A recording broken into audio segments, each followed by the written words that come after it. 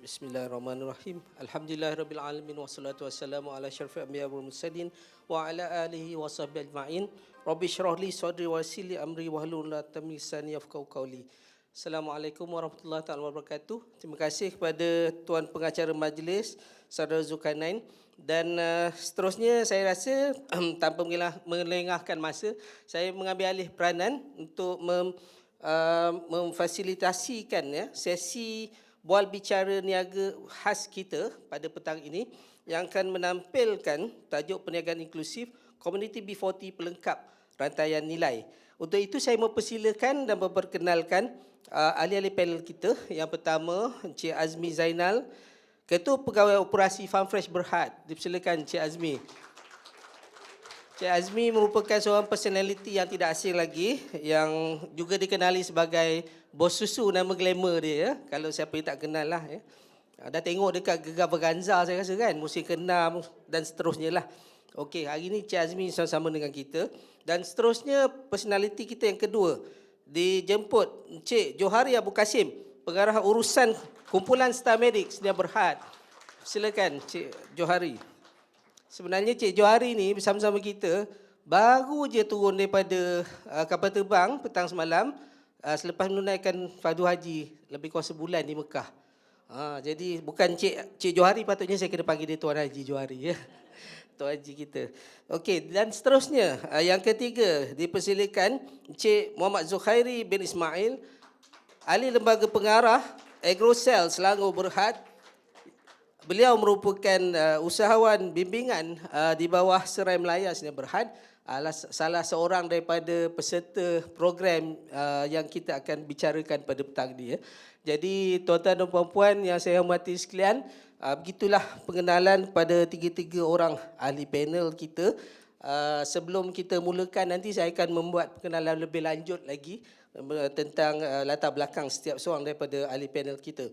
Dan bagi memulakan sesi ini, saya ingin membawakan perhatian tuan-tuan dan puan-puan, saudara dan saudari sekalian, kepada tajuk kita sendiri iaitu perniagaan inklusif. Jadi kita nak tahu apakah perniagaan inklusif ini Kita nak tengok perniagaan inklusif ni apa sebenarnya? Apa yang dikatakan sebagai perniagaan inklusif? Jadi kalau kita tengok pada slide yang ada di panel, di skrin, tuan-tuan dan puan-puan di kiri kanan dewan ini, saya nak membicarakan sedikit tentang inklusif bisnes ataupun perniagaan inklusif. Jadi ini adalah satu konsep antarabangsa sebenarnya yang telah pun diguna pakai di banyak negara, termasuk di Asia, di negara-negara Latin America dan di negara-negara di serantau ASEAN sendiri pun telah menggunakan pakai, iaitu adalah satu perniagaan lestari, iaitu sustainable, yang menyediakan barangan, perkhidmatan ataupun mata pencarian yang berdaya maju secara komersial, sama ada pada skala atau secara berskala. Maksud skala ni adalah secara mass, besar-besaran, bukan sedikit lah. Dan bagi ini untuk membantu mereka yang berada di dasar piramid ekonomi atau bottom of pyramid, di Malaysia kita kenali sebagai golongan B40, menjadikan mereka ini sebahagian daripada rantaian nilai perniagaan teras syarikat, sama ada sebagai pembekal, pengedar, peruncit maupun pelanggan bagi syarikat. Dan model IB ini dia membawa satu impak sosial yang positif, yang mana kalau kita tahu secara tradisinya bila kita berniaga, syarikat hanya nakkan keuntungan, betul tak? Kita akan kata syarikat buat untung. Kemudian apa yang dikembalikan pada masyarakat? Tak ada. Mereka cuma bayar gaji, bayar upah dan sebagainya, tapi tak ada direct benefit kepada komuniti. Tapi dalam perniagaan inklusif dia adalah berbeza, iaitu dia membantu komuniti, terutamanya komuniti tempatan setempat untuk menjana pendapatan dan sama-sama mendapat hasil keberuntungan daripada operasi syarikat. Dan ini merupakan satu penyelesaian yang sistemik dan berinovasi bagi menyelesaikan masalah kekurangan pendapatan, mereka golongan yang berpendapatan rendah dan sebagainya. Okey, saya nak membawa sedikit ilustrasi sebagai pengenalan supaya tuan-tuan dan puan lebih faham tentang apa itu perniagaan inklusif. Di sini saya terangkan sedikit. Di sebelah bawah tu, kalau tengok panel yang color hijau bawah ada 3 kotak tu. Yang ini adalah cara kita mengembalikan keuntungan syarikat kepada masyarakat yang konvensional. Yang pertama adalah filantropi atau kedermawanan, ya, dermawan. Itu biasalah kita bagi sedekah dan sebagainya, filantropi, ya. Kalau macam kita tahu, ya, mereka yang buat duit banyak, katakan macam Elon Musk sekarang ni kan, Tesla, SpaceX sebagainya. Dia adalah philanthropist, ya. Begitu juga dengan juta-juta bilion yang lain lah. Yang kedua adalah CSR, ya, iaitu corporate social responsibility, tanggungjawab corporate, social corporate. Dan ketiga, yang ni Puan Anja Julia, moderator kita sesi yang ketiga tadi, mungkin memang inilah dia punya bisnes, ya, perusahaan sosial, ya. Perusahaan sosial ni adalah bila kita beroperasi tapi untuk benefit of the community, dan tidak bermatlamatkan berorientasikan keuntungan semata-mata, ya. So ini adalah 3 model yang diguna pakai. Yang kalau biru kita tengok kotak sebelah kiri atas adalah perniagaan tradisional, yang mana kalau kita tengok paksi, ya, paksi melentang menegak tu, kalau perniagaan tradisional dia bawa pulangan kewangan, money, benefit, return semua tu kepada syarikat, tapi dari segi impact sosial tak ada, ya. Kalau daripada dermawan, CSR, perusahaan sosial, dia ada tapi pada peringkat yang tidak terlalu tinggi. Tapi model perniagaan inklusif atau IB, inclusive business, dia membawa kedua-dua sekali. Pertama, keuntungan. Kedua, dia bawa impact sosial sebab di samping keuntungan dia sebenarnya menjana pendapatan bagi golongan berpendapatan rendah seperti B40, ya. Itu adalah keuntungannya. Jadi apa benefitnya? Boleh kita tengok pada next. Benefitnya untuk B40 itu mencipta peluang pekerjaan, pendapatan, menyediakan barang, perkhidmatan untuk mereka. Untuk perniagaan mereka akan mendapat untung, pulangan, ya, dan juga mengurangkan kos, pasaran baru, melibatkan pengeluar baru dan sebagainya. Untuk masyarakat dan kerajaan, mengurangkan kadar kemiskinan, alternatif yang berkesan di mana kita tengok sinergi antara kerajaan dan juga pihak swasta, kedua-duanya membantu golongan yang terpinggir, ya. Kalau sebelum ni operasi syarikat swasta mungkin tidak membawa keuntungan kepada komuniti, tetapi sebaliknya melalui perniagaan inklusif dia adalah mempunyai satu model yang menguntungkan kedua-dua pihak. Okey, yang ni saya rasa saya skip. Dan pada petang ni kita nak bicarakan tentang projek rintis, ya, IBVCDI ataupun inisiatif pembangunan rantai nilai Inclusive Business, ya, atau Inclusive Business Value Chain Development Initiative, yang mana kita mengintegrasikan perusahaan mikro dan juga komuniti inklusif, ya. Komuniti inklusif ni siapa? B40, wanita, belia, orang kurang upaya, kelainan upaya, orang asli, bekas banduan, mereka yang menghilang pekerjaan, warga emas dan sebagainya lah. Ini adalah komuniti inklusif. Jadi mereka ni diintegrasikan dalam rantai nilai syarikat, ya, ataupun rantai bekalan syarikat yang kita panggil sebagai syarikat prinsipal IB, bagi mereka menjana pendapatan melalui apa yang disediakan sebagai intervensi oleh syarikat prinsipal IB. So yang kita ada atas pentas pada hari ini adalah 2 syarikat prinsipal inklusif bisnes kita yang diwakili oleh Cik Azmi Zainal selaku Ketua Pegawai Operasi Farmfresh Berhad, ya, bos susu kita, Cik Johari, pengarah urusan kumpulan Stamedik Sdn Berhad, dan juga Cik Zukhairi, ahli lembaga pengarah Agrosel Selangor Berhad, ya. Saya nak memperkenalkan mereka sebelum kita mulakan pusingan pertama soalan kita. Jadi Cik Azmi Zainal atau bos susu adalah pengasas bersama dan juga ketua pegawai operasi kumpulan Farmfresh.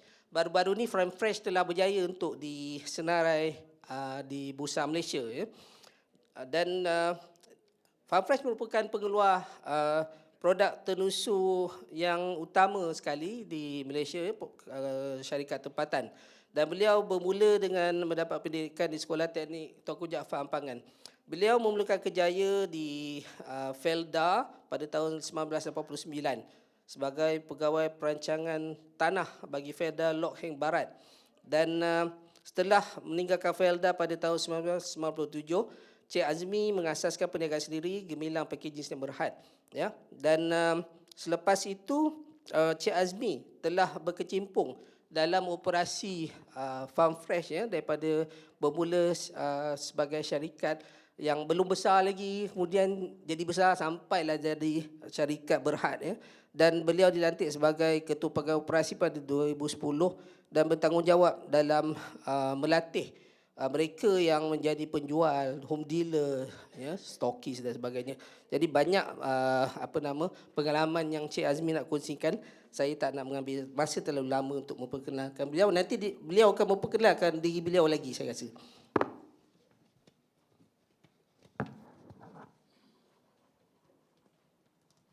Seterusnya ahli panel kita yang kedua, Tuan Haji Johari bin Abu Kasim. Tapi dia kata jangan panggil Tuan Haji dululah, bawa balik Mekah kan. Tak biasa. Cik Johari lah kita ya, Cik Jo. So Cik Johari merupakan pengarah urusan kumpulan staf medik. Beliau merupakan graduan kelulusan University of Kentucky, United States. Bekas jurubank melalui latihan telah berkhidmat di HSBC Holding dan kemudian Citibank. Pengalaman di situ selama 12 tahun. Kemudian beliau juga terlibat dalam pelbagai industri ya, termasuk telekomunikasi, pelaburan, oil and gas dan membantu dalam pembentukan syarikat kumpulan Starmedic.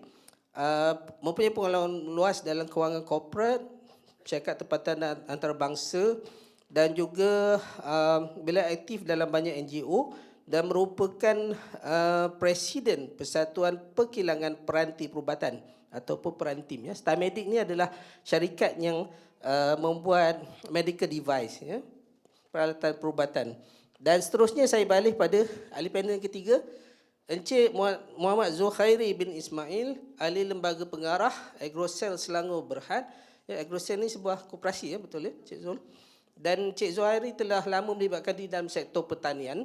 Beliau menjalinkan kerjasama yang erat bersama kelompok petani lain dalam komuniti pertanian. Dan Agrocell Selangor Berhad mengumpulkan usahawan-usahawan pertanian ataupun agropreneur dari pelbagai bidang dalam usaha membangunkan industri pertanian di Selangor. Dan beliau merupakan peserta di bawah projek Serai Melaya. Jadi tanpa melengahkan masa lagi, saya rasa lebih baik saya beralih kepada soalan kita, pusingan yang pertama. Dah ready ya, tuan-tuan? Okey, bagi Cik Azmi dulu. Cik Azmi senyum je. Okey, Cik Azmi, saya nak bertanya ni. Saya rasa bukan saya je lah, ramai juga nak tahu latar belakang Cik Azmi sebenarnya. Bagaimana Cik Azmi bermula berkecimpung dalam bidang tenusu peternakan ya, lembu susu dan sebagainya, dah jadi bos susu. Saya dengar dia ada banyak girlfriend. Girlfriend dia memang nama-nama ex-girlfriend dia, tapi girlfriend dia sekarang bukan manusia lah ya, girlfriend dia lembu. Jadi tanya dia berapa banyak girlfriend dia dan siapa nama-nama girlfriend dia itulah ya, boleh tanya nanti. So Cik Azmi, macam mana Cik Azmi sebenarnya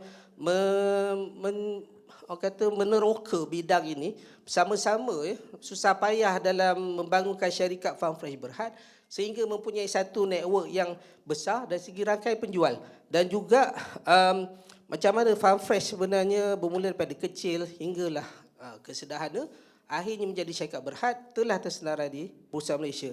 Jadi kita nak tahu pengalaman Cik Azmi secara peribadi dan juga macam mana membangunkan syarikat Farm Fresh bersama pengedarnya. Silakan. Terima kasih Tuan Moderator. Assalamualaikum dan Bismillahirrahmanirrahim. Nak cerita bermula sampai ke hari ini dia panjang tau. Saya mula pada tahun 2010 bila kita tengok dalam industri ni, dalam retail market ni, susu segar ni tak banyak. Yang banyak susu bancuhan semula. Ramai daripada consumer tak tahu bahawa susu dekat shelf tu ataupun dekat peti ais, orang kita panggil peti ais lah kan, dekat peti ais dekat supermarket tu, kita tak sedar bahawa susu yang sejuk tu bukan susu fresh semuanya. Susu fresh cuma beberapa peratus saja pada waktu tu. Kebanyakannya adalah susu bancuhan semula. Jadi kita nampak itu ada satu peluang supaya kita nak producekan susu segar supaya consumer boleh bezakan rasa dan khasiat susu segar ni. Tapi cabaran dia nak produce susu segar ni, kita kena ada susu. Nak ada susu kena ada lembu. Nak ada lembu kena ada ladang. Jadi kita kena develop daripada scratch, daripada tak ada sehingga ada. And then pada peringkat awal tu kita cuma bergantung kepada farmers untuk membekalkan susu kepada farm fresh. Pada peringkat awal lembu saya, girlfriend saya ada 60 ekor je. Girlfriend pakai ekor je lah. Kan? Ada 60 ekor je. 60 ekor ni tak boleh nak buka kilang. Jadi kita bergantung kepada penternak-penternak yang berhampiran untuk kita beli susu. So pada waktu tu penternak-penternak ni dia dah menjual kepada pengilang-pengilang besar. Masa tu harga RM1.40. Jadi bila kita nak beli dengan dia orang tak boleh, koperasi ni saya dah ada kontrak lah. Apa kita buat ialah pada ketika itu kita offer harga yang lebih. Kita offer harga dia RM1.40 sebab dia ikut harga susu tepung. Kita beli susu tepung, pengilang-pengilang dia cakap kita beli harga susu tepung RM1.40. Kalau you mau RM1.40 lah. Jadi peternak kita tertindas pada waktu tu. Dan Farm Fresh datang, kita offer dia RM1.60. Jadi semua peternak ni lari dekat kita. Lepas tu dia orang syarikat-syarikat ni lain pula offer RM1.60. RM1.80. Lepas tu saya offer RM2. Sehinggalah satu ketika harga tu jadi RM2.40. Jadi pada RM2.40 tu kita dilantik sebagai anchor company kerana kita terlibat secara aktif dan pada ketika itu juga kita dah ada ladang.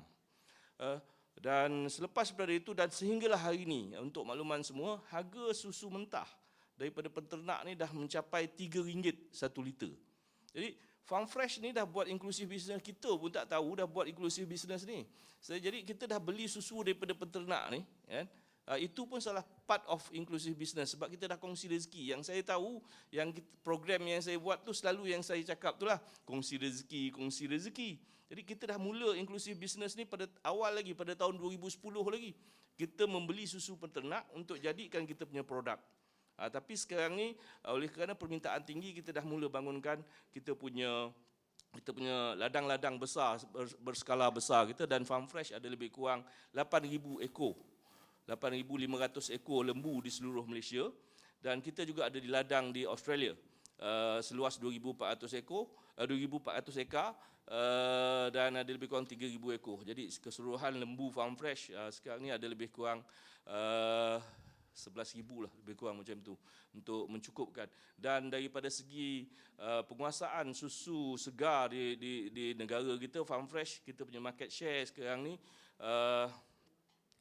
lebih kurang 55% daripada market share susu segar di Malaysia. Dan kalau RTD, kita panggil RTD, ready to drink, kita mencakup 23%. Dan baru-baru ni alhamdulillah kita telah disenaraikan di bursa saham dengan market capital value kita sejumlah 3.1 bilion. Dan dia menjadikan kita syarikat tenusu terbesar di negara. Dan untuk makluman semua juga, ladang Farm Fresh yang berada di Muazzam Shah seluas 1,200 ekar itu adalah antara ladang terbesar di Asia Tenggara juga. Saya mulakan inclusive business yang dealer-dealer, home dealer yang saya panggil ni pada tahun 2016. Jadi pada 2016, saya pun tak tahu bisnes tu nama dia inclusive business. Kita ingat dia nama kongsi rezeki kerana rakan-rakan saya ada yang tak ada kerja ataupun orang yang tambah pendapatan datang berjumpa saya nak cari rezeki. Saya cakap ada dua je yang saya boleh kongsi dekat Farm Fresh ni, yang saya boleh bantu. Yang pertama, kalau pandai jaga lembu, bolehlah kerja dekat ladang saya. Tapi dah tua-tua ni macam mana nak jaga lembu? Lembu pun tak minat dengan korang. Lembu ni dia suka orang yang handsome juga. Sebab semua lembu betina. Lembu jantan kalau dia dekat Farm Fresh ni, dia diskriminasi. Dia duduk kat ujung aja. Sebab jantan tak keluar susu, dia keluar air kencing aja. Jadi saya cakap ada lagi satu peluang ialah dengan jual susu. Pada waktu itu kita memang dah supply ke retail market apa semua ni, dan sale kita ketika itu lebih kurang 200-300 juta lah. Dan saya mulakan pada tahun 2016 dan alhamdulillah pada 2016 tu bila kita buat dia pergi jual, ambil susu daripada kita ni, dia pergi jual dekat pasaran, boleh habis. Ambil hari ni 50 karton habis, ambil besok 100 karton habis, jual kat sekolah habis. Tapi maklumlah pada waktu tu orang yang nak mulakan bisnes ni dia tak ada duit. Dia habis semua, dia ambil bawa balik. Modal dia tak pulang balik dekat saya. Itu yang tak seronok. Tapi apa yang saya nampak ialah model ni boleh jadi. Jadi mulalah saya set upkan satu networking dan saya mula melatih mereka ni daripada satu cawangan bermula di Kuala Lumpur, kemudian kita set up di Kuantan, dan kebanyakan orang-orang yang saya mulakan ni adalah orang sekeliling saya, kroni-kroni saya. Kroni itu maksudnya kalau dia bukan kawan saya, dia pekerja saya. Dan ramai pekerja-pekerja saya ni berhenti kerja jadi dealer dan jadi stokis. Dia kata, sini lagi banyak income lah bos, saya nak berhenti. Ada juga tak bagus dia lah, saya kena cari pekerja baru. Jadi dia berkembang dan alhamdulillah sehingga ke hari ini saya ada dealer. Kalau kata dia ada stokis di tempat-tempat orang yang dah besar lah, dia dah ada warehouse dia sendiri, dan kita ada dealer, kita campur semua rantaian ni ada lebih kurang 2,500 orang. Dan lebih daripada 50 orang dalam rantaian ni berpendapatan 5 angka, jual susu je. Dan purata pendapatan daripada RM1,000 hingga RM3,000 pendapatan mereka jual susu ni. Kebanyakan mereka ni semua bermula bukan kerana ada modal. Kebanyakannya bermula dengan RM500, beli susu sikit-sikit dulu, dia jual di kalangan rakan-rakan dia, saudara mara dia, jiran-jiran dia. Kemudian lepas habis jual, dia ambil lagi dan dia terus berkembang. Jadi pada tahun 2020, Cik Shah mencalonkan, SME Corp mencalonkan kita dalam bisnes ASEAN Business Council untuk ASEAN Business Award. So alhamdulillah kita dapat menang ASEAN Business Award pada waktu 2020, menewaskan semua negara ASEAN. Dan pada waktu itu jualan kita untuk inklusif bisnes yang kita buat ni, sejumlah kita menjana sejumlah 150 juta setahun hasil daripada jualan networking ni. Jadi itu sedikitlah pengenalan yang saya nak cerita. Terima kasih Cik Azmi. Menarik tu, kita dapat tahu sedikit bagaimana mula dengan 60 ekor lembu atau girlfriend tadi. Tadi saya dengar 11,000 tu lembu ke ekar ke betul? Lembu. Lembu. Jadi 11,000 girlfriend dah tak ingat nama dah tu kan. Mungkin nak kata apa? Nama ex-girlfriend pun tak cukup 11,000. Okey, saya rasa itu satu perkongsian yang begitu bagus sekali untuk kita dengar dan dapat timba sedikit pengalaman dan ilmu daripada beliau. Nak tahu lebih, kenalah jadi sebahagian daripada Network Farm Fresh. Saya rasa itu adalah satu cabaran lah bagi kita yang mendengar bagaimana Cik Azmi dan juga tim dia telah menaikkan satu syarikat tempatan untuk menguasai 55% daripada pasaran produk tenusu tempatan. Kalau sebelum ni adalah daripada syarikat MNC, syarikat luar dan sebagainya, tapi syarikat tempatan telah berjaya menguasai pasaran. Dan let's move on, kita balik pada Cik Johari. Cik Johari, dalam nada yang sama, sebenarnya kumpulan StarMedic ni kita kenali sebagai syarikat yang bermula dengan peranti perubatan. Jadi kita nak tahu, kita semua nak tahu macam mana StarMedic telah beralih memberikan tumpuan terhadap projek serai dan kenapa memilih serai dan bagaimana dia menjadi satu sasaran bagi syarikat untuk mengembangkan pasaran serai di Malaysia ini melalui projek Serai Melaya. Silakan Cik Johari. Terima kasih Syah. Bismillahirrahmanirrahim. Assalamualaikum warahmatullahi wabarakatuh. Pertama-tama saya ingin mengucapkan jutaan terima kasih lah kepada SME Corp kerana menjemput kumpulan StarMedic hadir pada hari ini bersama-sama menjayakan program pada hari ini. Mungkin ramai tertanya-tanya apa StarMedic ni kan, tiba-tiba StarMedic ada cerita pasal serai, apa kena-mengena dengan Serai Melaya dan StarMedic ni. Baik, jadi untuk saya terangkan, mungkin saya boleh ambil sedikit penceritaan di bagaimana StarMedic Senyam Berhad ni bermula pada tahun 2005. Kami bermula sebagai pengedar ventilator, antara pengedar ventilator di Malaysia. Kalau kita recently masa COVID ni, famous lah ventilator ni, Malaysia tak cukup kan. So isu yang lama berulang kembali lah. Memang ventilator kat Malaysia ni memang tak pernah cukup lah.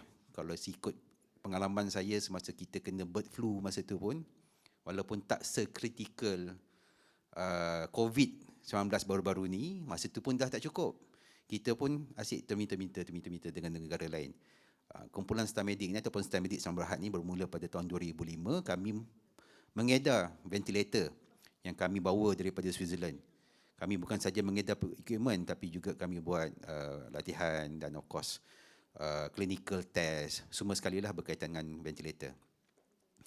Alhamdulillah hingga hari ini kumpulan StarMedic ni adalah kumpulan pengedar ventilator yang terbesar di Malaysia lah. Kami cover Malaysia dan juga Brunei. Dan recently semasa COVID memang banyak keperluan ventilator disebabkan agak kritikal masa tu. Jadi pada 2015 kami bergerak dan menjadi satu syarikat penghilangan. Kumpulan StarMedic ini pun produce barang-barang disposable, medical disposable. Pertama kali kami beli satu kilang di Nilai untuk produce prefill bubble humidifier. Prefill bubble humidifier ni kalau tuan-tuan tak familiar, kalau pergi ke hospital tu setiap katil akan ada satu unit untuk kegunaan pesakit. Dia masukkan oksigen ke dalam badan, sebelum dia masukkan dia perlu dihumidify kan. The system yang kita produce tu di dunia cuma ada 10 company. StarMedic salah satu daripada syarikat yang produce, dan sekarang ni kami telah pun ekspor lebih kepada 20 negara seluruh dunia lah. Jadi sekarang ni alhamdulillah daripada satu kilang kami telah pun expand kepada 3 kilang di Nilai itu, dan kami masih lagi insya-Allah akan produce prefill bubble humidifier ni untuk keperluan satu dunia. Pada hujung tahun ni kalau diberikan rezeki kami akan mulakan operasi kami di kilang baru kami di Jakarta insya-Allah. So kita akan ada 4 kilang untuk produce prefill bubble humidifier ni. Balik kepada projek Serai Melayan ni, kalau tuan-tuan dan puan-puan perasan ni, kalau StarMedic ni kami punya initial SM. Jadi sebab tu kalau nak perasan tu Serai Melaya tu SM juga. Itu yang datang perkataan Serai Melaya tu. Kilangnya di Melaka. Kilang Serai Melaya ni kami semasa tahun 2019 antara benda-benda yang kami buat adalah kami buat acquisitions ya. Kami acquire beberapa syarikat, antaranya ada satu syarikat yang sekarang ni adalah associate company kami, dikenali sebagai Tropical Bioessence yang producekan essential oil untuk kegunaan pharmaceutical dan juga untuk medical. Kenapa serai? Kami tengok serai ni bukan perkara baru. Kami dah tengok penggunaan serai ni dalam bidang pharmaceutical. Kami syarikat medical. Jadi kami punya fokus masih lagi dalam medical. Kami punya visi adalah untuk menjadi healthcare and medical company terbesar di dunia. Itu insya-Allah kami akan cuba usahakan. Serai adalah salah satu bahan asas kepada barang-barang pharmaceutical dan medical kalau tuan-tuan nak tahu Antara lain kalau kata kita pernah dengar barang-barang citrus adalah kegunaan asas untuk barang-barang pharmaceutical dan medical. Jadi kegunaan serai itu masih lagi di tahap low, masih lagi rendah penggunaan untuk barang-barang medical. Jadi kami nampak possibility ataupun opportunity di serai itu. Kita producer serai yang besar. Masa kami sebab kami company medical, kami banyak jalan dan kami sertai exposition dan kami jumpa serai di merata dunia. Dan kegunaannya bukan saja untuk pharmaceutical sebenarnya. Di negara-negara barat pun banyak menggunakan serai untuk masakan dan everything. Jadi opportunity untuk serai itu agak-agak banyak. Jadi kami merasakan satu peluang yang kami hendak mulakan, dan program yang kami start dulu tu, kami tak tahu pun nama dia inclusive business. Kami kata macam Tuan Azmi kata rezeki, kongsi rezeki. Kami pun berpendapat, sebab kami di kumpulan StarMedic kami ada satu segmen CSR, CSR, di mana kami ada Yayasan Sayang Masyarakat SM juga, Yayasan Sayang Masyarakat ni. Yayasan kami ni fokus kepada keperluan masyarakat Malaysia yang memerlukan ventilator secara personal di rumah. Seperti yang kita orang semua tahu, ventilator ni adalah satu equipment yang agak mahal. Jadi ada keperluan, jadi ada yang tak boleh nak beli dan perlu dipakai di rumah. Jadi Yayasan Sayang Masyarakat ni adalah satu yayasan yang kami wujudkan di bawah kumpulan StarMedic untuk membantu mereka yang memerlukan pertolongan macam ni. Nak beli agak mahal, jadi kita boleh bantu dia, Yayasan Sayang Masyarakat. Dan di bawah program CSR kami juga, kami ada satu klinik Klinik kami dipanggil Klinik Sayang Masyarakat lah, of course, SM juga. Dan klinik ni terletak di Lubuk Cina. Jadi orang tanya, kenapa Lubuk Cina Melaka tu? Lubuk Cina adalah satu-satunya komuniti ataupun tempat yang tak ada private clinic. Klinik yang ada adalah klinik kesihatan, KK lah, klinik kesihatan. Jadi kami wujudkan satu klinik. Tujuannya sebenarnya adalah bukan untuk profit, adalah sebenarnya untuk membantu masyarakat di situlah. Kami bermula dengan Lubuk Cina dahulu dan insya-Allah kami akan expand CSR klinik kami di beberapa tempat lagi, dan insya-Allah dalam tahun ini kami merancang untuk membuka lebih kurang 50 klinik di bawah konsep CSR ni lah. Tak ada bayaran dan seterusnya.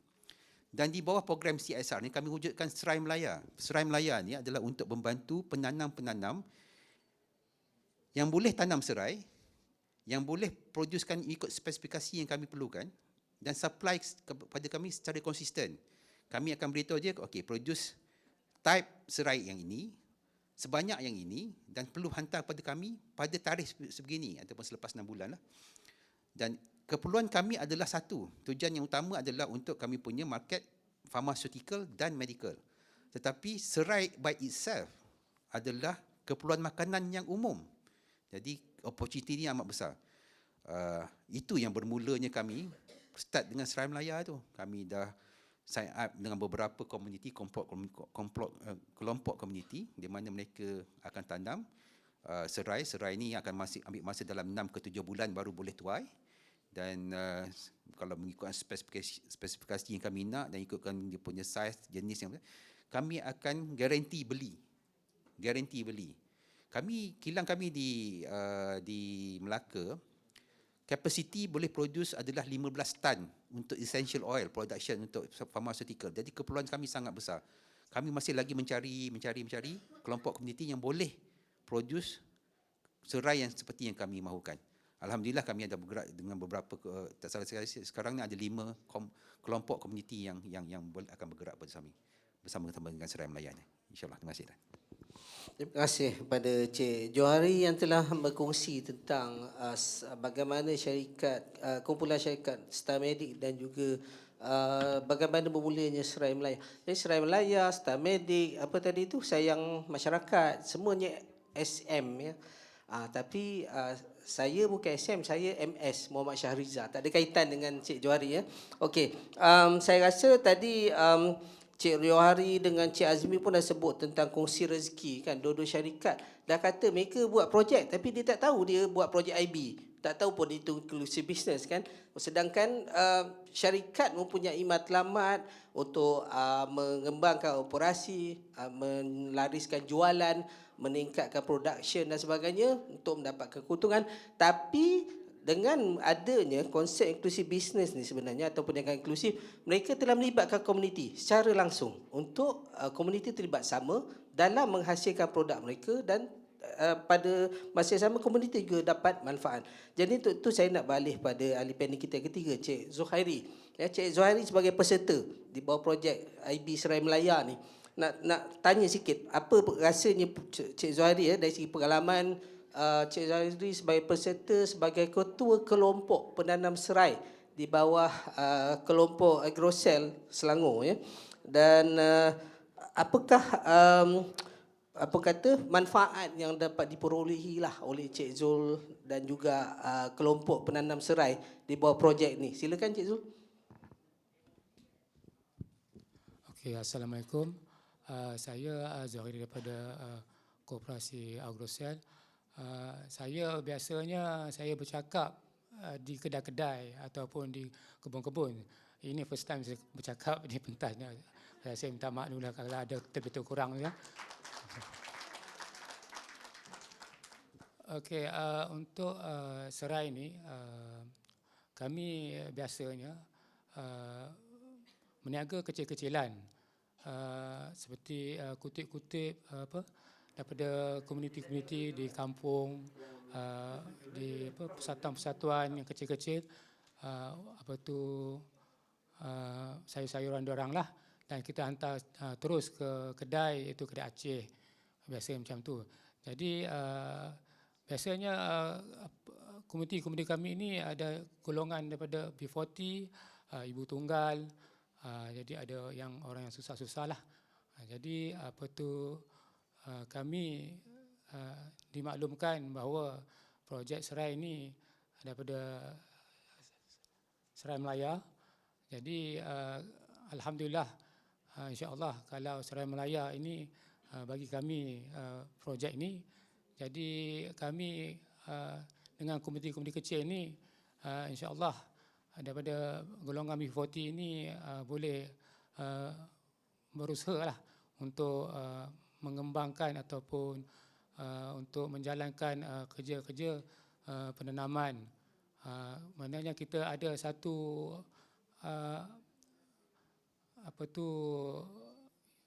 pembelian yang tetap, iaitu ada terus kepada daripada Serai Melaya itu sendirilah. Jadi dalam masa yang sama, saya haraplah Serai Melaya dapat membantu kami lah untuk golongan B40 ini, untuk menikmatilah supaya mereka ni dapat peluang-peluang daripada Serai Melaya itu sendiri. Okay, terima kasih. Terima kasih pada Cik Zul. Cik Zul Khairi sebagai wakil peserta daripada projek IB Serai Melaya. Apa yang menariknya macam mana yang Cik Johari terangkan tadi, di bawah projek IB Serai Melaya ni mereka menjamin pembelian serai itu yang ditanam oleh setiap komuniti secara berkelompok. Dan kelompok penanam serai ini yang saya dipahamkan adalah dalam bilangan lebih kurang 10 orang dan sebagainya mengikut komuniti, dan dia berjalan sekarang ni dalam 5 komuniti, Cik Jo, betul nanti Cik Johari boleh terangkan lagi. Dan kalau sebelum ni serai cuma dipasarkan di di pasar lah, dipasarkan di pasar kan, tapi harganya mungkin tidak begitu tinggi. Macam mana yang Cik Azmi terangkan tadi, macam mana Farm Fresh membeli bekalan susu segar daripada harga RM1.40 boleh naik jadi RM2.40, sekarang jadi RM3 1 liter. Macam tu juga Serai Melaya jadikan projek ni supaya mereka membeli serai yang telah dibersihkan mengikut timbangan 1 tan ke dan sebagainya, mengikut kawasan luas penanaman pada harga lebih tinggi pada pasaran. Dan itu merupakan sebahagian daripada konsep perniagaan inklusif. Maknanya syarikat membeli daripada penanam, pembekal, peternak dan sebagainya pada harga lebih tinggi dari pasaran. Ini yang kita nak kongsi pada tuan-tuan dan puan-puan, silap pula, pada puan-puan dan tuan-tuan. Puan-puan ramai kan? Nanti Datuk Faridah tegur saya nanti. So puan-puan dan tuan-tuan, bahawa projek di bawah perniagaan inklusif ni sebenarnya memberikan keuntungan pada dua-dua pihak, pada B40 dan juga pada syarikat. Jadi dengan tu saya nak bertanya lagi sekali pada Cik Azmi lah, untuk persiapan kedua ni dalam masa mungkin lebih kurang 5-6 minit. Cik Azmi, bagaimana sebenarnya pihak Farm Fresh melihat projek IB ini sebenarnya memberikan manfaat kepada syarikat lah, dan bagaimana pemilihan dibuat oleh pihak Farm Fresh untuk mengenal pasti golongan B40 untuk dijadikan sebahagian daripada rangkaian pengedar dan juga penjual dan sebagainya, supaya mereka dapat dibantu, Farm Fresh juga terus maju. Silakan Cik Azmi. Kalau saya kata ni tadi, macam saya cakap tadi, 1/3 daripada perniagaan revenue ataupun pendapatan syarikat datang daripada home dealer saya ni tadi. Pada tahun 2016 dia belum begitu banyak lagi, dia permulaan. Dan peri pentingnya yang kita nampak dealer kita ni dekat program saya, kita tak panggil dia inclusive business, kita orang kampung kita panggil home dealer, tapi dah orang putih jugalah. So peri pentingnya ni kita sehingga hari ini, saya ingat masa saya sebagai ketua pegawai operasi, sepatutnya saya kena jaga upstream, downstream, middle stream, kilang, ladang apa semua. Tapi bila adanya program ni, 60% daripada masa saya memang tumpuan dia dekat segmen yang ini, dekat home dealer ni, macam mana nak develop dia orang, macam mana nak bagi bisnes. Dan bila 1/3 daripada revenue lebih kurang 150 juta ni datang daripada kat sini, banyak perkara selain daripada revenue yang kita dapat. Untuk dapat revenue tu kita kena melatih mereka ni. Mula-mula memanglah dia orang jual dapat income, jual dapat income. Kemudian kita kena susun strukturnya.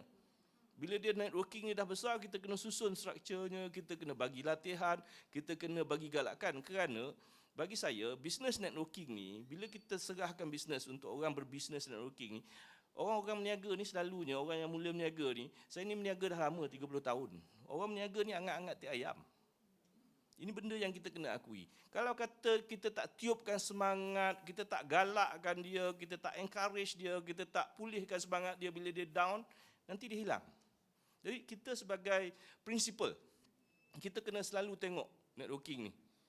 Walaupun dalam 2,500 ni saya ingat yang dah menyertai itu lebih daripada itu. Yang remain ni ada 2,500. Dalam 2,500 ni pun ada juga yang kecundang ataupun dia tertinggal. Kerana kadang-kadang dia nampak ada orang lebih menonjol, dia rasa dia tertinggal. Jadi kita sebagai prinsipal, kita kena ambil tanggungjawab. Tak bolehlah kita, susu ni saya dah buat promosi, saya dah masuk Gegar Vaganza, habis duit juta-juta, saya dah masuk iklan TV, korang jual lah. Dia tak boleh begitu, habis begitu saja. Kita dekat syarikat, kita nampak bahawa ini mendatangkan hasil. Untuk dia lebih efektif, lebih berterusan, ada continuity, kita bagikan, bekalkan dia orang dengan ilmu, kita bukan sahaja menjual, tapi kita juga melatih mereka daripada segi modal. Kita latih dia. Sebab lagi satu, habit orang-orang meniaga, especially usahawan mikro. Kita ni selalu makan modal. Dah jual kan, kita tak tengok banyak dapat. Kita ingat semua kita punya. Jadi attitude yang ini yang harus kita betulkan. Jadi banyak usaha dan masa saya, effort saya tu untuk membetulkan mentaliti usahawan-usahawan yang saya kira dia orang ni bermula dengan saya. Kalau kata kawan saya Cik Juan tu dia Akademi Mikro. Saya ni usahawan saya ni saya bermula daripada nano. Kalau dah modal RM500-600 tu dia bukan mikro lagi lah. Mikro mungkin RM2-3,000. Tapi daripada RM500 punya usahawan boleh mencapai jualan sehingga sekarang dealer-dealer ni ada yang RM100,000 sebulan jualannya. Dealer, tapi kalau stokis pula jualan boleh mencapai RM1 juta sebulan jual susu. Tapi mereka ni semua bermula dengan ratus-ratus ringgit. Cuma yang kita nak kawal mereka ni, nak kena ajarkan budaya niaga, nak tiupkan semangat. Jadi kita nampak ini mendatangkan revenue, mendatangkan hasil. Bagaimana kita nak sustain mereka ni, supaya bila dia down tu kita ada, kan? Bila dia terlebih pakai modal tu kita tegur. Kadang-kadang kita kena jadi cikgu kat dia orang, kadang-kadang kena jadi cikgu disiplin juga, kadang-kadang kena besarkan suara. Jadi banyak ni, tapi dia dalam konteks keusahawanan sosial. Dia sambil kita bersosial tadi itu, begitu juga kita bersosial bersama mereka, mereka pula bersosial dengan dia punya golongan sasar dia, kumpulan sasar dia, ini pembeli dia. Jadi dalam grup-grup WhatsApp tu, daripada membawang tak tentu arah tu, saya cakap lebih baik bercerita, jual susu, suruhlah nak minum susu. Jadi dia bermula dengan kaedah sosial yang lebih santai, sambil-sambil tu dia dapat rezeki. Dan untuk makluman semua, 80% daripada komuniti home dealer saya ialah suri rumah tangga. Of course lah, suri rumah tangga ni perempuan. So suri rumah tangga ni dia memang committed. Dan saya ingat daripada tahun 2016 sehinggalah tahun lepas, memang orang perempuan je champion. So kita dekat Farm Fresh kita ada satu apresiasi untuk dia orang. Saya buat anugerah juara susu. Macam anugerah juara lagu juga. Siapa yang sale paling banyak boleh pergi dekat anugerah juara susu. So saya akan sewa Awana Genting tu. The whole Awana Genting buat dekat Genting Highland. So siapa ni? Daripada tahun 2016 sampai tahun 2021, perempuan aja menang. Tahun 2022 ni baru lelaki menang. Jadi adalah juga wakil lelaki pada dah hujung-hujung. Orang lelaki ni dia memang lambat sikit panas. Tapi saya nampak daripada komuniti, bukanlah sebab orang perempuan ramai ini saya nak jack orang perempuan, tidak. Tapi kalau kata bisnes mikro-mikro ni, selalunya orang perempuan yang terlibat. Sebab orang perempuan ni dia suka daripada kecil-kecil. Dia bukan berangan besar-besar sangat pun. Dia buat bisnes ni nak bantu keluarga, nak bantu pendapatan suami dia untuk cukupkan apa yang ada. Tapi orang lelaki beza. Orang lelaki ni dia kalau dia nak buat bisnes, dia memang nak buat bisnes juta-juta aja. Kan? Itu orang lelaki. Tapi biasalah orang lelaki cita-cita dia tinggi. Ya. Tapi alhamdulillah kita dapat membantu lebih kurang saya ingat lebih kurang 2,000 orang suri rumah tangga untuk mendapat pendapatan daripada puratanya RM1,000 hingga RM3,000. Dan 50% daripada mereka sekarang buat bisnes ni full time. Jadi pada peringkat awal dulu bila ada juga yang tanya kat saya, Cik Azmi, ada yang kerja makan gaji berhenti buat bisnes ni secara full time. Masa awal-awal dulu bila dia tanya saya tak berani nak jawab. Bolehkah saya berhenti Cik Azmi nak jual susu ni full time? Saya diam je. Saya tak jawab pun. Kan buat mananya saya cakap okey kan, lepas tu dia buat bisnes tak okey, nanya pula kan. Jadi tapi alhamdulillah lah sekarang ni ramai yang dah ikut direction tu. So dalam bisnes apa pun tak kisahlah buat apa pun yang sebenarnya usaha kita dia membezakan pendapatan satu orang ke satu orang tu bukan apa barang ke apa ke, usaha orang-orang tu. Itu je lah. Okey. Okey, terima kasih Cik Azmi. Kita dah dengar tadi kan Cik Azmi kata suri rumah ni kebanyakan wanita. Nak tahu kenapa puan-puan dan tuan-tuan? Kalau lelaki jadi duduk kat rumah, dia bukan suri, dia jadi suram rumah. Itu sebab orang lelaki tak suka duduk kat rumah. Okay? That's why kita keluar pergi buat bisnes. Macam Cik Azmi kata berjuta-juta. Okay, jadi pandangan Cik Azmi itu saya nak minta dikomplimen oleh Cik Johari pula dari perspektif Serai Melaya. Bagaimana sebenarnya yang saya tertarik dengan Serai Melaya ni dulu, projek ni seperti syarikatnya juga, sebelum ni belum lagi ditubuhkan ya, baru lagi dalam setahun ada ya, Cik Johari. Dan Serai Melayan ni sebenarnya pada saya merupakan satu vehikel yang memang ditubuhkan secara khusus untuk meneroka peluang dari segi bisnes serai untuk mendapatkan bekalan daripada para petani, dibuat secara berstruktur, bersistematik, berkelompok ya. Dan ada penerima manfaat macam Cik Zul di sebelah tu. Dan saya nak dapatkan pandangan Cik Johari macam mana sebenarnya Serai Melaya atau kumpulan StarMedic ni daripada tak ada tubuhkan Serai Melaya ni, tapi disebabkan nak buat bisnes dalam konsep IB ni kita dah buat satu projek dengan bentuk bisnes yang baru ya melalui projek Serai Melaya IB ni. Silakan Cik Johari. Terima kasih. Baik. Pada mula-mula dulu masa projek Serai Melaya ni dibentang pada mesyuarat lembaga pengarah di kumpulan StarMedic, ramai yang menentang. Dia kata kita dah buat perniagaan medical, kita medical distributor terbesar di Malaysia, kita dah ekspor lebih 20 negara satu dunia barang-barang medical. Kenapa yang nak masuk agriculture ni kan, dengan macam-macam peningnya, dengan macam-macam bendanya kan. Justification cuma satu je sebenarnya. Tujuan dia bukan semata-mata keuntungan. Telah sampai satu masa dan satu ketika untuk kumpulan StarMedic memikirkan pulangan kepada semua. Bagi kita sebagai khalifah di muka bumi ini, kita perlu juga saja, kita juga perlu untuk melihat perkembangan masyarakat setempat. Setelah kita berusaha berniaga, kami telah berniaga lebih pada 20 tahun dan pada masanya telah sampai untuk syarikat kumpulan StarMedic untuk memberi balik kepada komuniti. Itu tujuan utama dia. Serai Melaya ni ditubuhkan bukan dalam setahun yang lepas.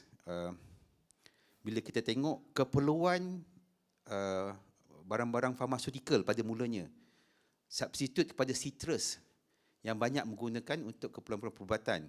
Jadi kami nampak peluang kat situ dan kami telah pun berbincang dengan beberapa supplier di Eropah, di Middle East untuk kegunaannya dan mereka sangat berminat. Cuma kami concern berkenaan, kami risau berkenaan dengan supplies, ya, supply. Sebab untuk kami hantar ke tempat-tempat macam tu, kalau kita tak dapat consistent supply, itu yang agak merisaukan. Sebab in export and import business, especially in export business, reputation is numero uno lah, kita nombor satu lah. Kita kena jaga nama kita. Alhamdulillah kumpulan StarMedic ni agak ada good names dalam international business. Kalau kata kita boleh supply, kita ada produk, kita boleh supply. Kalau kita kata kita supply barang A, jangan dorang order nanti kata tak cukup barang lah this one. That's it lah. So that's the key points dalam kita memulakan perniagaan serai masa dulu. Jadi untuk kita dapatkan serai ni macam mana? Sebab kita ni Malaysia, alhamdulillah, is a blessed country. Our lands are abundance. Tempat kita tanam tumbuh-tumbuhan ni tumbuh cepat bagi pulangan. Jadi serai ni antara satu tanaman yang cukup mudah. Ya, dia ada dia punya tu, tapi kurang serangan daripada binatang, tumbuh cepat, hujan semua.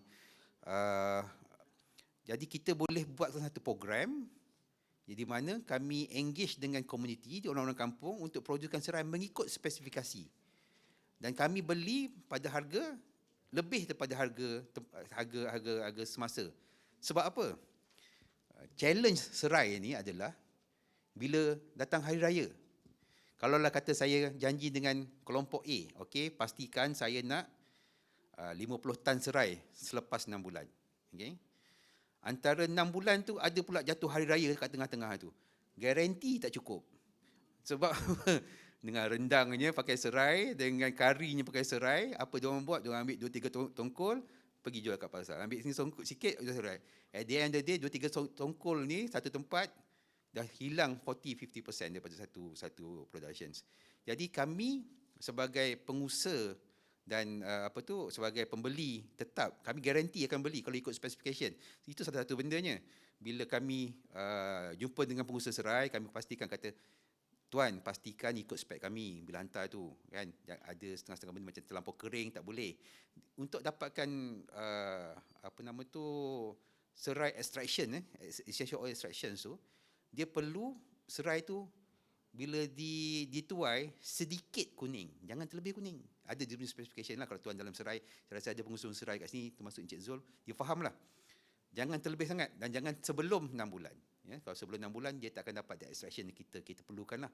But it's very critical untuk production of pharmaceutical and medical. Jadi untuk kita, saya punya manager kat sini, Akila nama, dia kena discuss lah, dia kena explain betul-betul. Jangan hantar, selalunya bila dia hantar out of spec tu kami terima je. Tapi sampai satu stage kita kata, okey, tak boleh tuan, kami tak boleh terima terlampau kering atau terlampau kuning, kami terpaksa reject. Tapi kalau boleh produce as long as mengikut kami punya specification, kami garanti akan beli. Okey, sebab critical. Tetapi rest assure that price yang kami beli tu adalah melebihi daripada market price. Kami akan beli pada RM2.50 sekilo, which is way above market price lah. Kerana kegunaannya tu lebih pada tu. Tapi dari masa kita membuat perniagaan serai ni, kami perasan sebenarnya permintaan untuk masakan tu pun sangat tinggi. Ya, permintaan sangat tinggi. Dan serai ni ada satu kelebihan dia, kalau kita buat teh sedap sebenarnya. Ada teh kat luar tu. Nanti pergi try lah macam-macam kat luar tu. Ada booth serai Melaya tu. Ada good medical properties dan juga rasanya sangat sedap. Jadi sementara kami nak producekan barang-barang pharmaceutical ni, untuk dapatkan specification yang kami nak tu, kami pun start jual serai itself sebagai raw material untuk masakan.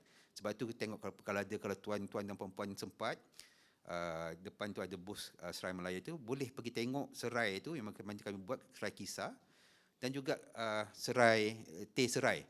Dan tak lama lagi insya-Allah kami akan produce serai kompres macam pati cube ayam tu, pati cube ayam kalau tuan-tuan perasan kat kedai tu, akan ada pati cube serai, insya-Allah kami akan gunakan dan kami akan start. Permintaan dah ada. Kami tak berani nak accept sebabkan supply. Komuniti 5 kami, sebab benda ni baru lagi, 5 komuniti kami ni masih lagi tak dapat nak supply pada kami volume yang kami perlukan. Jadi kami perlu dapatkan lagi komitmen. Dan pernah dia tanya kepada kami, macam mana Sabah Sarawak? Macam mana, sebab sekarang ni kami punya penanam Selangor, Melaka, Negeri Sembilan dan sedikit di utara Johor lah. Sabah Sarawak ke, Kelantan ke, Terengganu. Okey, kilang kami di Masjid Tanah Melaka. Kami punya extraction capacity 15 tan sehari. Kami boleh terima, tak ada masalah. Cuma kalau ada di mana-mana tu boleh je produce untuk kami. Isunya nanti adalah berkenaan dengan transportation itu semua tu, insya-Allah kami boleh lihat dari sudut nanti akan boleh dibincangkan. Itu saja, terima kasih. Terima kasih Cik Jo.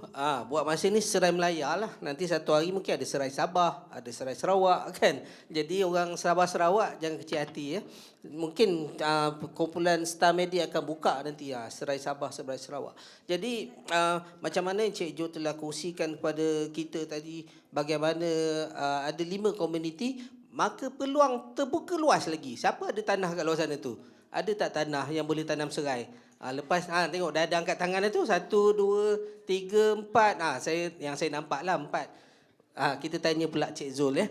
Macam mana dia dapat manfaat daripada projek ni? Maknanya dari segi penjanaan pendapatan, peluang pekerjaan kan, dan juga menaik taraf kehidupan kelompok yang beliau wakili lah di kalangan B40 dan sebagainya daripada projek Serai Melaya. Sebab kita tengok projek ni, bila kita cakap perniagaan inklusif, dia inklusif bermaksud merangkumi komuniti, ya, bukan sekadar keuntungan syarikat. Tapi itulah saya tengok Cik Jo nanti kalau ada orang jumpa tanya Cik Jo, dia orang ada tanah dekat Selangor, Melaka, Johor. Mungkin Cik Jo bolehlah cari lagi kelompok-kelompok yang lain. Jadi saya serah pada Cik Zulkhairi untuk bercerita tentang macam mana yang komuniti yang diwakili oleh beliau dapat manfaat seterusnya daripada projek ini. Silakan Cik Zul. Okey, serai yang Tuan Jo cakap ni, saya rasa serai yang high value crop, maknanya yang bernilai tinggi. Jadi kami koperasi Agrocell, kami di bawah program Selangor Agro Transformation Plan ataupun panggil peta. Dalam program ini kami diberi tanah yang bernilai tinggi. Jadi untuk program ini kami kena selari untuk mencapai ada perkara dasar dia lah, iaitu menjadikan pertanian ini pertanian harga tinggi, high value crop, pertanian moden atau pintar, pertanian agropreneur development, agrotourism. Jadi projek serai ini kami lihat dia mempunyai elemen yang saya sebutkan tadi, iaitu high value crop dan penggunaan jentera-jentera moden. Jadi kalau kami menjalankan serai ini, jadi golongan-golongan P40 ahli kami menjalankan dengan menggunakan jentera-jentera moden inilah. Jadi secara langsungnya golongan B40 ini boleh menaikkan taraf hidup mereka dengan menggunakan teknologi moden yang ini. Jadi saya rasa dengan projek serai ini, dengan dia punya harga yang tinggi, jadi dapat membantulah kami yang B40 ini. Itu saja. Terima kasih pada Cik Zul. Ini satu testimoni daripada peserta kita ya, yang memang secara langsung menerima manfaat daripada projek IB atau perniagaan inklusif Serai Melaya. Jadi saya percaya melalui percakapan ataupun engagement yang pihak SME Corp Malaysia lakukan dengan pihak Serai Melaya, sebenarnya mereka punya projek serai untuk buat masa sekarang lah. Tapi tak mustahil kalau ada projek-projek yang lain nanti. Betul ya Cik Jo? Bukan setakat serai, tapi sebab cita-cita syarikat adalah untuk menjadi pengeluar essential oil serai terbesar. Ya, jadi kalau nak jadi essential oil terbesar di dunia, kita kena bangunkan komuniti kelompok penanam serai. Kalau ada pula lepas ni mana tahu nak buat essential oil pandan ke? Pandan tuan, pandan. Tengok, saya dah baca dah. Betul dia cakap pandan. Lepas ni siapa ada tanah nak tanam pandan pula, carilah Cik Jo kita lepas ni ya. Okey, saya rasa itu satu peluang yang begitu luas sekali untuk kita terokai kan, untuk kita menjadi bukan setakat syarikat, komuniti, kita bangunkan negara untuk menjadi pengeluar produk yang terbesar ya. Sebab contoh pandan ada potensi. Kita cuba tengok pandan ni sekarang ni digunakan di mana saja. Di Asia Tenggara, mungkin di Thailand, of course di Indonesia kan. Tapi di luar daripada tu tak ada dikomersialkan. Jadi terpulang pada pihak lepas ni ada Pandan Melaya pula saya rasa kan Cik Jo. Okey, saya rasa kita masih ada masa sedikit lagi ya untuk pusingan yang seterusnya, kerana kita menanti ketibaan yang berbahagia Datuk Suraini binti Datuk Ahmad, Ketua Setiausaha Kementerian Pembangunan Usahawan dan Koperasi pada pukul 4 petang nanti. Jadi tuan-tuan dan puan, maafkan saya kalau saya tengok telefon ni bukan apa, saya tengah communicate dengan pegawai khas KSU ya, tentang ketibaan beliau. Jadi kita ada masa lagi sedikit. Mari kita teruskan dengan pusingan ketiga.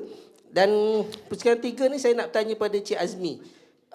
Since Farm Fresh ni dah make it big, dah jadi ladang terbesar di Asia Tenggara kan, ada ladang di Australia kan, tapi Cik Azmi tak pernah ajak saya pergi lagi lah Australia tengok ladang. Setakat kat UPM saya dah pergi dah. Cik Rizal, CEO kami pun dah pergi dah. Nanti mungkin tuan-tuan dan puan-puan yang nak pergi boleh kontak Cik Azmi. Tapi Cik Azmi kata kalau nak datang lawat sekarang bawa rombongan kena bayar ya, tak ada free ya Cik Azmi. Dulu free kot. Tapi Cik Azmi beritahu saya macam itulah. So, okey. Sekarang ni kita tengok potensi untuk produk tenusur tempatan di bawah jenama Farm Fresh ni boleh dikembangkan lagi ke peringkat yang lebih luas di antarabangsa ya. Sebab kalau seingat saya lah dulu, saya pun tak tahu Cik Azmi ni di Farm Fresh contohnya. Kita kenal Farm Fresh tu dengan produk susu segar, susu kurma. Itu yang kita mula kenal. Lepas tu baru dia keluar dengan macam-macam lah. Yogurt lah, susu yogurt. Lepas tu last baru susu UHT dalam kotak macam sekarang ni kan. Kalau sebelum ni memang susu segar. Tapi bila dah ada ladang di serata Malaysia, dah ada ladang di Australia, nanti nak expand lagi. Saya nak bertanya Cik Azmi, apa perancangan cakap Farm Fresh sebenarnya untuk mengembangkan lagi perniagaan dan membawa konsep perniagaan inklusif ni ke peringkat antarabangsa. Silakan Cik Azmi. Lepas kita disenaraikan, kita wajiblah untuk expand kita punya business. Because kita dah, orang dah invest duit dekat kita, dia nak tengok what is next. Kita dah achieve what we call 55% pasaran susu segar dekat Malaysia, 23% RTD. Jadi orang nak tengok what is next when we invest our money in your company. Jadi antara perancangan kita, saya ingat beberapa hari bulan ni saya akan ke Philippines. So Filipina adalah salah satu sasaran kita untuk kita buka kita punya new venture business. And then untuk makluman semua, kita juga mengeksport ke Singapura. Kita dah lama dah eksport ke Singapura, dan susu Farm Fresh sekarang ni yang kedua terbesar di Singapura selepas Meiji Japan. Meiji Japan dibawa daripada Thailand, iaitu Singapura. Dia cross Malaysia, dia tak boleh singgah kat Malaysia, dia terus ke Singapura. So kita eksport to Singapura sekarang. Dan untuk makluman semua juga, inklusif business yang kita buat dekat Malaysia ni pun ada di Singapura. Di Singapura pun kita ada home dealer kita, dan jualan dia pun tak kurang juga, walaupun dia cuma satu grup je saya buat dekat sana. Because masa kita nak start inklusif business ataupun home dealer kita dekat Singapura tu, pandemik pun sampai pada tahun 2019. So, cuma mampu untuk lahirkan satu grup, dan ingat tak lama lagi kita akan expand kita punya dealer di Singapura, dan kita juga akan mula ekspor kita ke Indonesia tak lama lagi, dan selepas itu kita akan adakan kita punya kilang di Indonesia untuk expand. Dan di Indonesia juga kita akan gunakan, selain daripada membekalkan kepada pasaran retail, kita juga akan gunakan konsep yang sama sekarang ni, inklusif business ataupun home dealer kita ni di Indonesia juga. Dan next target kita, selain daripada dua negara, Philippines dan juga Indonesia, kita juga akan mengeksport. Soon sekarang ni kita dah mula eksport ke Taiwan, dan tak lama lagi kita akan mula eksport ke Hong Kong.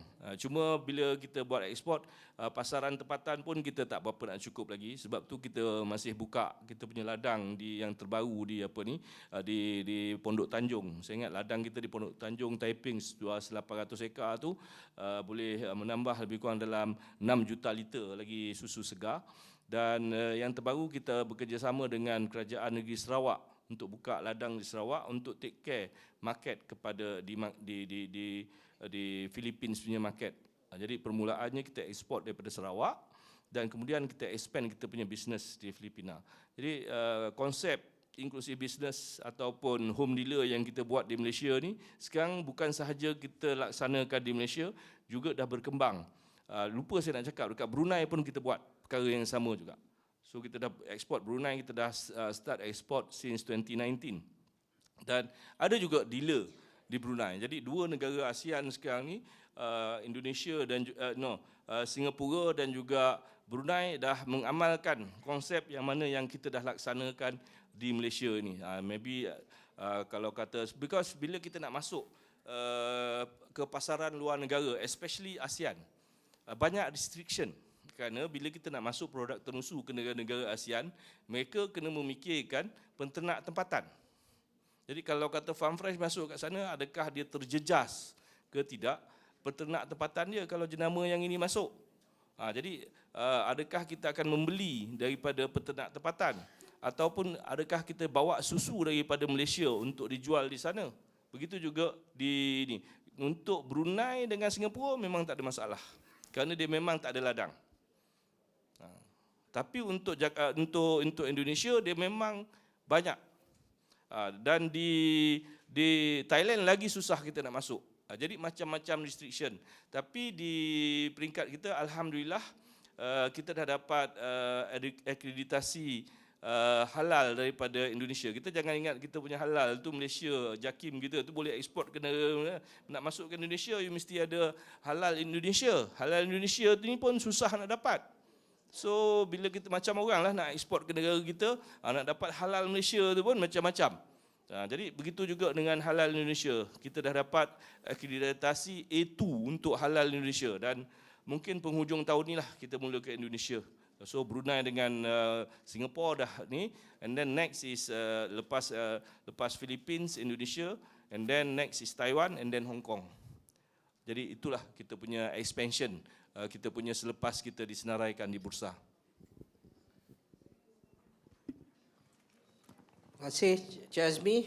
Jelas ya, itu rancangan bagaimana pihak Farm Fresh akan meluaskan pasaran di peringkat antarabangsa menggunakan konsep perniagaan inklusifnya. Jadi kita harapkan supaya pada hari ini kita akan kick off projek rintis bagi perniagaan inklusif, tapi pihak Farm Fresh selaku syarikat berhad akan terus membawa konsep ni ke peringkat antarabangsa bagi mengharumkan lagi nama Malaysia. Jadi bagi pihak Serai Melaya, saya rasa ini adalah masa kecederaan kita kerana Datuk KSU dah pun bergerak ke sini dan kita nak buat penggolongan lah untuk Cik Johari berkongsi dengan kita ya, apa harapan beliau tentang bagaimana pelibatan komuniti inklusif dalam projek-projek kumpulan StarMedic seterusnya. Sebab saya rasa Serai Melaya ni cuma baru permulaan ya, baru ada 5 kelompok dan sebagainya, tapi potensi lagi besar tu belum lagi dicapai. Apakah perancangan bagi kumpulan StarMedic selain daripada Serai Melaya ataupun bagi Serai Melaya projek perniagaan inklusif yang kita sedang laksanakan sekarang? Silakan Cik Johari. Terima kasih Cik Shah. Bila kita mulakan suatu perniagaan, of course kita akan ada kita punya jangka masa pendek, jangka masa sederhana dan jangka masa panjang. Untuk Serai Melaya ni, apa yang kami lakukan sekarang ni adalah satu gerak kerja jangka masa pendek di mana kami memerlukan capacity building. Sekarang ni kami tengah develop capacity untuk kami punya domestic and export market. InsyaAllah kalau ada rezeki kami, second product macam saya beritahu tadi, pandan, dan juga kami merancang, macam serai ni, penanaman adalah tanaman khatulistiwa dan sub-khatulistiwa, bermula di Malaysia. Dan kami memang ada melihat beberapa tempat macam kata di Indonesia, Selatan, India yang berpotensi untuk mempercepatkan reach produk kami ke seluruh dunia lah. Jadi untuk panel kelompok-kelompok yang kami develop, yang 5 kelompok yang kami develop ni, insya-Allah kami akan developkan konsep moderating lah. Selepas mereka berjaya develop the same concept di Malaysia, kami akan minta diorang untuk tolong develop di negara-negara yang telah kami pilih lah. Sebab penanaman serai ini memerlukan satu fokus. Dia bukan boleh tanam tinggal macam tu je. Dia ada perlukan satu fokus di mana bimbingan berterusan daripada penanam, daripada kami pembeli untuk memastikan kapasiti yang cukup, sebab sebagai pengeksport kami perlukan kapasiti yang konsisten. Itu sangat penting lah untuk kami. Sebab itu kami akan develop program-program bukan saja di dalam negara tetapi juga di luar negara, insya-Allah. Jadi itu antara program expansion kami untuk program Serai. Tapi seperti yang saya terangkan pada awal perbincangan tadi, kumpulan Star Medic ni kami punya forte adalah di medical. Dalam bidang distributorship, kami juga pengilang barang-barang medical, dan insya-Allah kami akan buka kami punya first kilang di Indonesia sebagai kilang expansion kami di luar negara. Kami berharap satu hari nanti kami akan bergerak ke Middle East dan juga di Europe sebagai satu base, dan kami pun sebenarnya telah pun bersama-sama dengan MITI dan MAIDA untuk melihat perkembangan yang terkini lah untuk kami expand kami punya capacity sebagai pengeluar barang-barang medical di luar negara. InsyaAllah mereka yang telah pun bersama-sama dengan kumpulan Star Medic di bawah program CSR kami cuba bimbing kalau ada peluang dan opportunity bersama-sama kami untuk kami expand bukan saja dalam sudut agriculture tetapi dan juga sudut dari medical dan juga kami pun sekarang ni dah expand into diabetics dan medical tourism, insyaAllah. Itu saja, Tisha. Terima kasih. Okey, Alhamdulillah kita telah pun selesai mendengar, berkongsi pengalaman, pengetahuan, semangat, aspirasi daripada dua buah syarikat prinsipal perniagaan inklusif kita, iaitu syarikat Farmfresh oleh Cik Azmi Zainal dan juga syarikat Serai Melaya oleh Cik Johari Abu Kasim daripada kumpulan Star Medic, dan juga Cik Zul yang mewakili peserta di bawah projek Serai IB Melaya. Jadi saya rasa kita semua telah mendengar satu perkongsian bagaimana konsep perniagaan inklusif itu telah memberikan sebuah peluang untuk mereka yang berada dalam komuniti sama-sama menjana pendapatan, meningkatkan taraf hidup, dan ini adalah daripada keprihatinan syarikat-syarikat yang mengambil bahagian. Jadi harapan saya mewakili ASMI Corp Malaysia sebagai projek rintis, kita tak akan terhenti di sini saja, tapi kita nak menjemput banyak lagi syarikat di luar sana dan juga para peserta untuk mengikuti konsep perniagaan inklusif kita nanti pada satu masa. Apabila kita mempunyai projek-projek baru, kita akan umumkan, kita akan wawarkan, dan kita akan bekerjasama rapat lagi dengan pihak Farmfresh, pihak Serai Melaya, dan kita ada dua lagi syarikat yang sebentar lagi akan diumumkan oleh Dato' KSU yang menyertai program kita juga di bawah perniagaan inklusif.